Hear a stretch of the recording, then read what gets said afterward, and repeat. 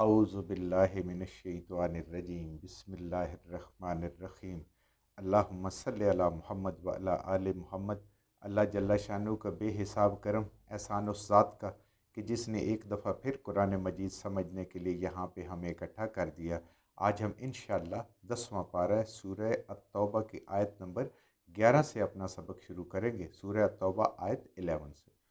اعوذ باللہ من الشیطان الرجیم بسم اللہ الرحمن الرحیم فَإِن تَابُوا وَأَقَامُوا الصَّلَاةَ وَآتَوُا الزَّكَاةَ فَإِخْوَانُكُمْ فِي الدِّينِ وَنُفَصِّلُ الْآيَاتِ لِقَوْمٍ يَعْلَمُونَ۔ فَإِن تَابُوا یعنی یہ جتنے مشرکین ہیں جن کے بارے میں پیچھے حکم آ رہا ہے کہ جہاں ملے قتل کر دیں ان کو، اگر یہ توبہ کر لیں، ایمان لے آئیں، وَأَقَامُوا الصَّلَاةَ اور نماز قائم کریں، وَآتَوُا الزَّكَاةَ اور زکوٰۃ ادا کریں، فَإِخْوَانُكُمْ فِي الدِّينِ تو یہ دین میں تمہارے بھائی ہیں۔ یعنی اللہ تعالیٰ اتنی کریم ذات ہے کہ اتنی زیادتیاں کرنے کے باوجود اب اسلام کو اللہ تعالیٰ غلبہ عطا فرما رہے ہیں، اس کے باوجود اللہ کہتے ہیں انہیں نظر آ رہا ہے کہ آپ لوگ مسلمان جو ہیں وہ فتح یاب ہوتے جا رہے ہیں اور مشرک کافر مغلوب ہوتے جا رہے ہیں، پھر بھی اللہ ان کو کہتا ہے کہ اگر یہ توبہ کر لیں، اقاموا الصلاۃ وآتوا الزکوٰۃ اور اپنے عمل سے ثابت کریں اور جان اور مال سے اس ایمان کی سچائی کو ثابت کریں تو یہ تمہارے بھائی ہیں۔ یعنی اگر وہ توبہ کریں اور عمل سچائی سے اپنے ثابت کریں اپنے عمل کو، تو ان کے اوپر ہاتھ اٹھانا کیا ہو گیا؟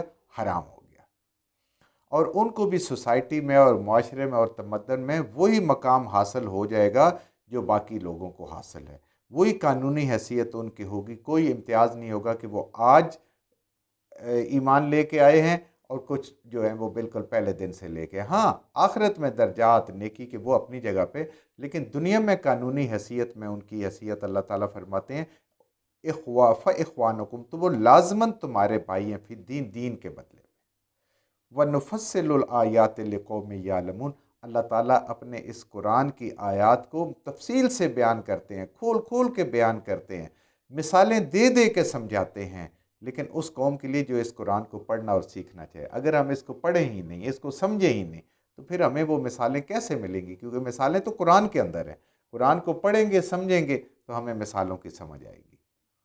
وَإِن نَقَصُوا اور اگر یہ توڑ دیں، یعنی ایمان لانے کے بعد پھر یہ اپنے ایمان سے پھر جائیں، ایمانہم اپنے ایمان کو توڑ دیں، جو انہوں نے کلمہ پڑھا، کلمہ شہادت پڑھا، اس سے یہ پھر جائیں، اس کو توڑ دیں، من بعد عہدہم اس کے بعد کہ انہوں نے اللہ سے بھی عہد باندھا، اللہ کے رسول صلی اللہ علیہ وسلم سے بھی، اور ایمان والوں کے ساتھ بھی عہد باندھا کہ لا الہ الا اللہ محمد الرسول اللہ، وطعنوا فی دینکم اور تمہارے دین پہ حملے کریں، پھر دین کے مقابلے میں آ جائیں، دین میں تانے دیں، دین کے اندر تانے دیں اس کے اندر، اور اس کے اندر حملے کریں دین کے اندر، فقاتلو اب ان کو معاف نہیں کرنے، ان کو قتل کر دو۔ یہ مرتد ہو گئے ہیں، دین ایمان لانے کے بعد دوبارہ دین کی طرف یہ تانے بھی دے رہے ہیں اس کو، اور انہوں نے اس عہد کو بھی توڑ دیا جو اللہ کے ساتھ کیا، یعنی ایمان جو لائے تھے اس سے بھی پھر گئے ہیں، اب یہ مرتد ہو گئے ہیں۔ اب حکم کیا ہے مرتد کا؟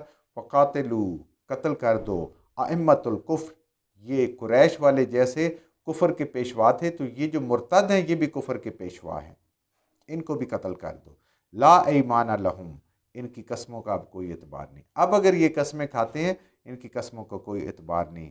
لعلہم ینتہون اس طریقے سے شاید یہ باز آ جائیں کہ انہیں پتہ ہو کہ اگر ہم نے یہ چھوڑا دین کو دوبارہ تو ہمیں قتل کر دیا جائے گا، شاید یہ اس بات سے بعد آ جائیں۔ لیکن اگر کوئی بھی مرتد ہو، یہ مرتد کی سزا قتل، واجب القتل ہو جاتا ہے یا اس کی موت سزا ہوتی ہے۔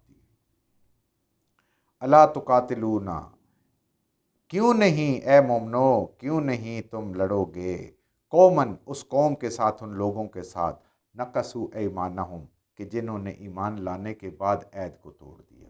ایسے لوگوں کے ساتھ، مشرکوں کے ساتھ، ایمان لانے کے ساتھ، یا وہ لوگ جنہوں نے عہد کیا تھا تمہارا، ان کے صلح کے ساتھ عہد چل رہا تھا، انہوں نے اس کو توڑ دیا، تم کیسے ان کے ساتھ نہیں جنگ کرو گے، کیسے قتال نہیں کرو گے؟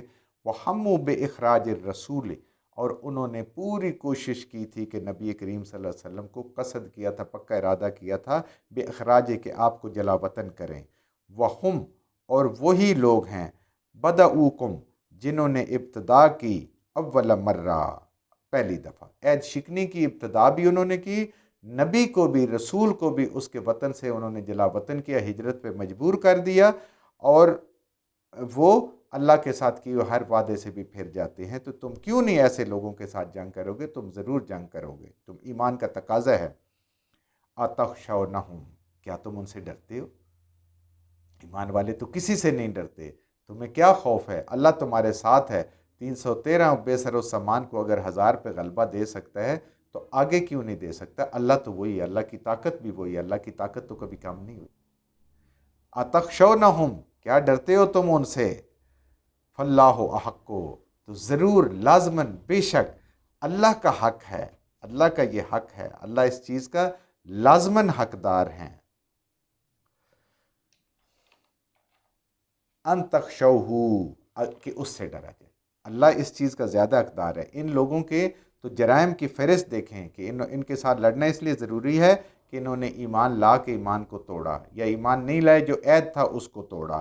نبی کریم صلی اللہ علیہ وآلہ وسلم کو صرف اس جرم پہ کہ آپ نے توحید کا پرچم بلند کیا، ان کو ان کے وطن سے جلا وطن کر دیا، اور پھر معاہدے توڑنے والے بھی یہ سب سے آگے آگے ہیں، تو ایسے لوگوں سے ڈرنے کی کیا ضرورت ہے؟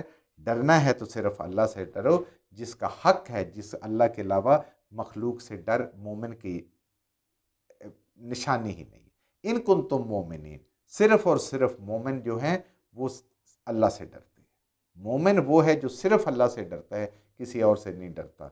جو مومن نہیں ہے وہ پھر ہر چیز سے ڈرتا ہے، وہ بھوک افلاس سے بھی ڈرتا ہے، وہ لوگوں سے بھی ڈرتا ہے، وہ پھر سائے سے بھی ڈرتا ہے، وہ سب چیزوں سے ڈرتا ہے، وہ تہمات کا بھی شکار ہو جاتا ہے، اور وہ شرک میں مبتلا ہو جاتا ہے، کیونکہ اللہ کا جب ڈر ختم ہو جاتا ہے تو پھر اللہ اس کو دنیا کے حوالے کر دیتے ہیں کہ جا اب دنیا کے ہر بندے کا محتاج ہوگا، پتھروں کا بھی محتاج بن جاتا ہے کبھی، اور کبھی کسی کا محتاج بن جاتا ہے، کبھی کسی کا محتاج بن جاتا ہے۔ تو اللہ کے علاوہ مخلوق سے مومن نہیں ڈرتا، مومن صرف اللہ سے ڈرتا ہے۔ قاتلوہم اللہ فرما رہے ہیں کہ قتل کرو ان کو، لڑو ان لوگوں کو، یہ جو کفر کے سردار ہیں۔ یعذبہم اللہ عذاب دے گا ان کو اللہ، یہ جو کافر ہیں، یہ جو مشرک ہیں، ان کو اللہ عذاب دے گا بے ایدیکم تمہارے ہاتھوں سے، مسلمانوں کے ہاتھوں سے۔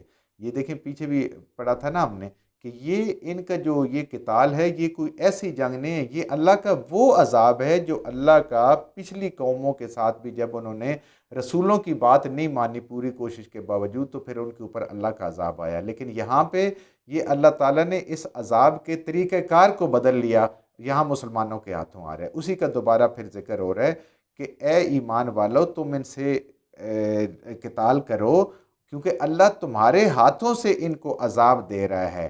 وَيُخْزِيهِمْ اور اللہ ان کو ذلیل اور رسوا کر دے گا۔ جتنی مرضی ان کی بڑی تعداد ہو، جتنے مرضی ان کے پاس سامان ہو، دنیاوی طور پہ یہ جتنا اپنے آپ کو بلند سمجھتے ہوں، اللہ تعالیٰ ان کو لازماً ذلیل فرمائیں گے۔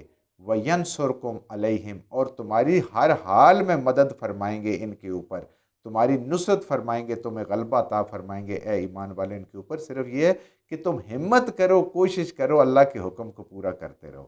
وَيَشْفِ الصُّدُورَ اور اللہ تمہارے دلوں کو ٹھنڈا کریں گے، کیونکہ بڑی تکلیف پہنچائی تھی انہوں نے ہر مسلمان کو بھی، اور پھر ہر مسلمان کے دل میں یہ بھی بڑی تکلیف تھی کہ انہوں نے نبی کریم صلی اللہ علیہ وآلہ وسلم کو بھی بڑی تکلیفیں پہنچائی۔ اللہ کہتے ہیں کہ میں تمہارے دل ٹھنڈے کر دوں گا، ایسی ان کو ذلت اور ایسی سزا ملے گی۔ قوم مومنین دل ٹھنڈے ہو جائیں گے اس قوم کے جو ایمان والے ہیں۔ جب کسی سے انسان بدلہ لے لیتا ہے اور وہ بھی بالکل جائز اور صحیح اور اللہ کے حکم سے اور اصل طریقے سے، تو اس کا دل ٹھنڈا ہو جاتا ہے۔ اللہ کہتے ہیں مومنوں کے دلوں کو ٹھنڈا کر دیں گے۔